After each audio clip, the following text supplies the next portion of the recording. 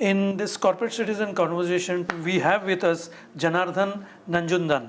He is an educator, ecologist, instructor, and a stubborn climate optimist, which we would like to know more about it. My first question to you, sir, is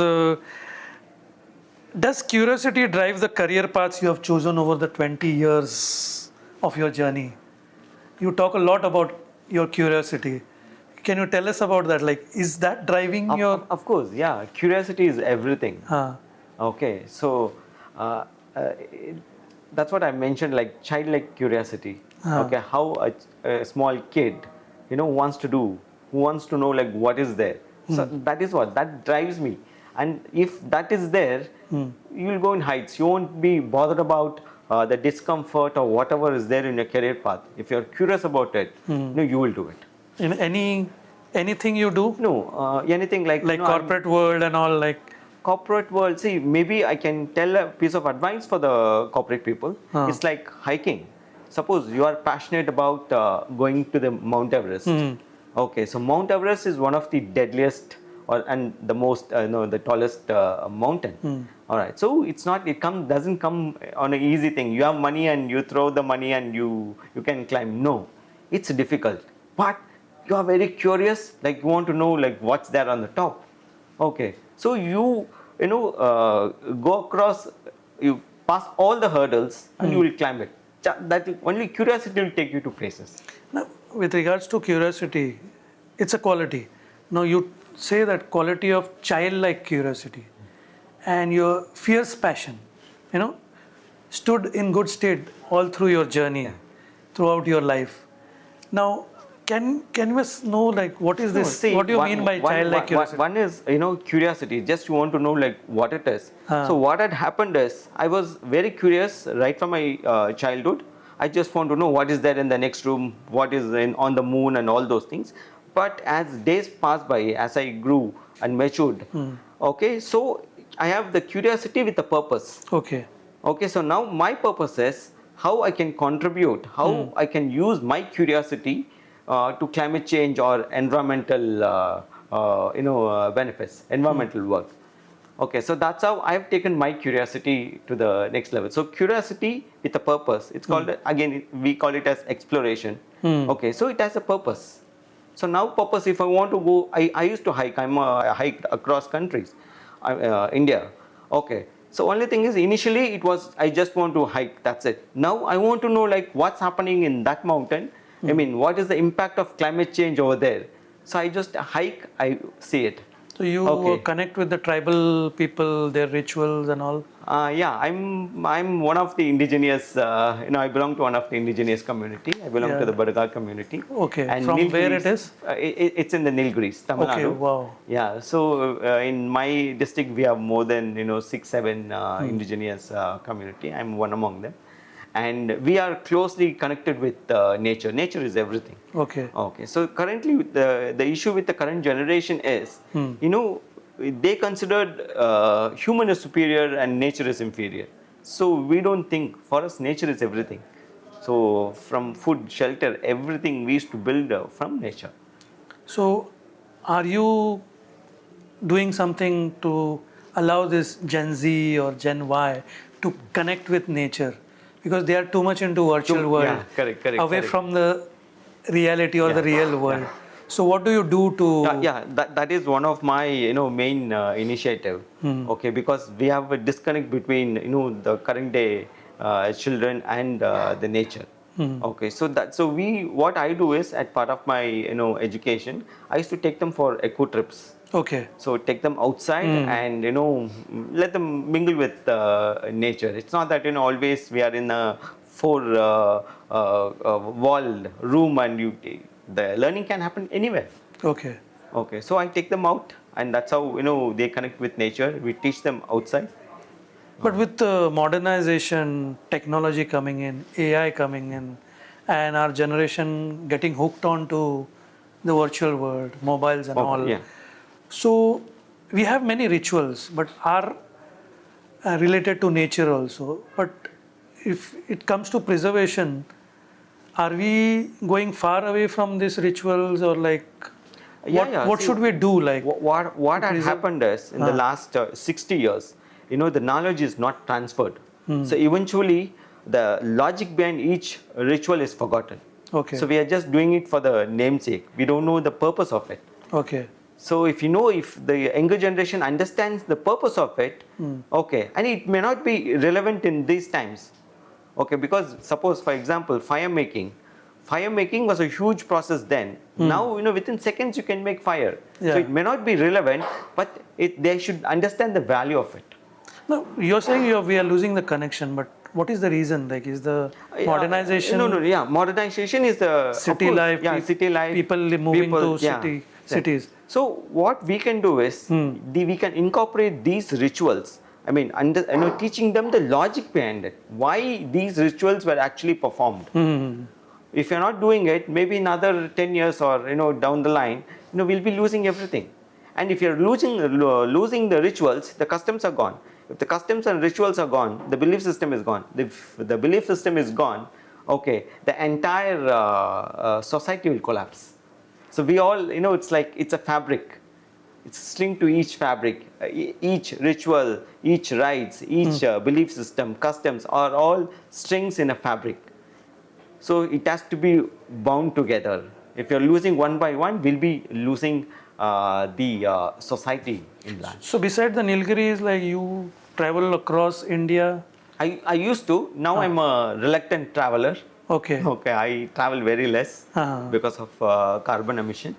So I see what I can do best in my place or being at home. So you just mentioned technology. I make the best use of technology. So I teach classes across the globe using the technology. Okay, so the technology is also a boon. Of course, technology is a boon. Definitely. See, everything has changed. 20 years ago, we did not know what was happening in the brain. Okay, so after the invention or innovation of fMRI scan, initially we had MRI scan. Then after that we added that F, functional magnetic resonance imaging. So then now we can understand what's happening inside the brain. So technology is needed.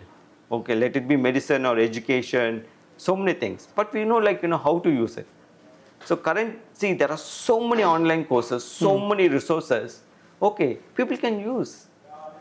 Now you're playing multiple roles of an educator, explorer, then ecologist, and then instructor in diverse fields. Right, yeah. So I'm inquisitive to know how do you get the time and energy? How do you manage that?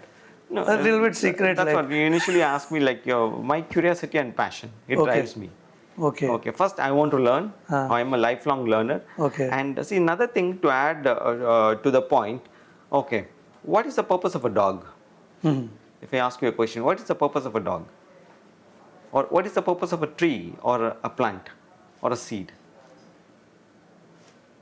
Is to provide oxygen and that is our purpose. Maintain ecological balance. That is our purpose for those things. Okay. Every dog has his own purpose. That is to live. Okay, to evolve from a small pup to a bigger dog, a small seed to a tree. Okay. So that is the life. So, but as a human being, we have an extra sense. So our purpose of evaluation is, to learn. So if we stop learning, we have stopped evolving. We are already dead. We may physically survive, but we no longer live. So if you want to really live a life, you have to learn. So learning is not just a degree in a college. It's lifelong. You can learn from anything, everything. Now you call yourself a stubborn climate optimist. I want to know a little bit about what do you mean by that? No. We are, people, say that, climate change is happening. We might lose the earth soon. The Arctic is melting, the Antarctic is melting, the Greenland and all those things are melting. Okay, so now because we want to install some kind of, positivity among the youngsters. They shouldn't think that, okay, anyhow we are going to lose the world, let it lose soon. No. So initially I was an climate advocate. So I used to tell people that don't do this, do that. I used to dictate terms. It doesn't work. Okay, so now we have to give them the better side of our planet. So I talk only the good things.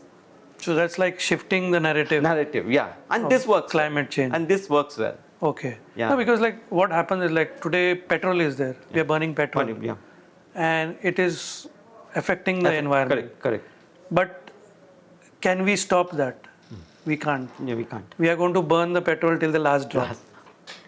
So how do you change narrative in such a case? Like No, we have to, you see, first of all, why these fossil fuels are important and why it's not important also. They should understand the science behind it. Okay, how, see, suppose we are talking about carbon. We always, put the blame on carbon. Carbon is bad. We always given, negative impression to carbon. But carbon is the essential requirement.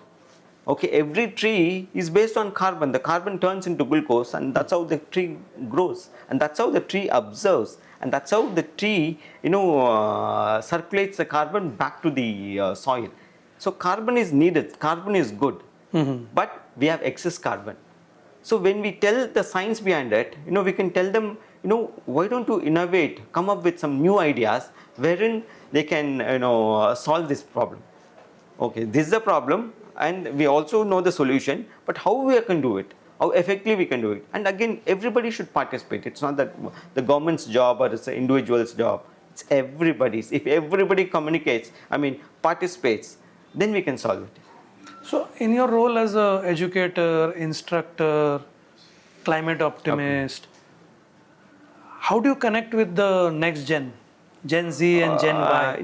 How do you find them first? Or do they? No, I found it because I used to be a professor in one of a B school in Hyderabad. So for adults teaching MBA, organizational behavior and other subjects, wherein I spent a very little time with them, like say about 6 months, and my subject is over, they are gone. Wherein I couldn't know my effect on them. The behavioral change I couldn't notice. So I shifted from the adults to the school kids, wherein I spent more time with them from 6th grade till plus 2. All right, so I can see the difference. So I thought, okay, these are the people. Okay, the school and the first maybe your UG students. So these are the people wherein they are fresh and we can easily tune them. And they are large in numbers. India has a huge youth population. They are large in number. And it's not just, see, suppose I go to school, I ask them, give me one tip to reduce my carbon footprint. So I said, switch off your refrigerator for about 6 hours or 4 hours. Okay, and that will do a huge impact. And parents used to call me, my daughter is asking me to switch off the refrigerator, is it okay?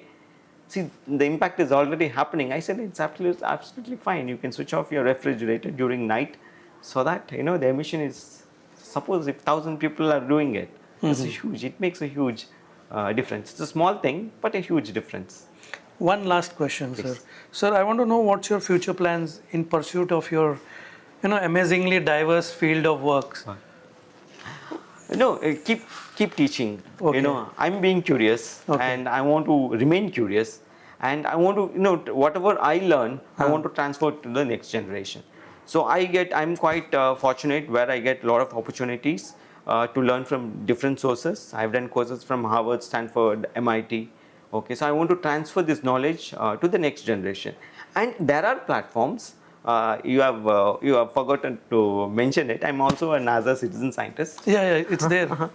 Okay, I've done 300 observations for You are a National NASA. Geographic certified I'm a educator National also. Geographic. So everything, I wanted to transfer to the next generation so that even they can join, they can be a part of it, they can be part of the program. All right. So, it's a very difficult question, like, what I do. But again, if you're interested, if you're keen about it, and if you really love the environment, nature, then of course. And this gives me joy more than anything else. Thank you very much, sir, for talking to us. Yeah.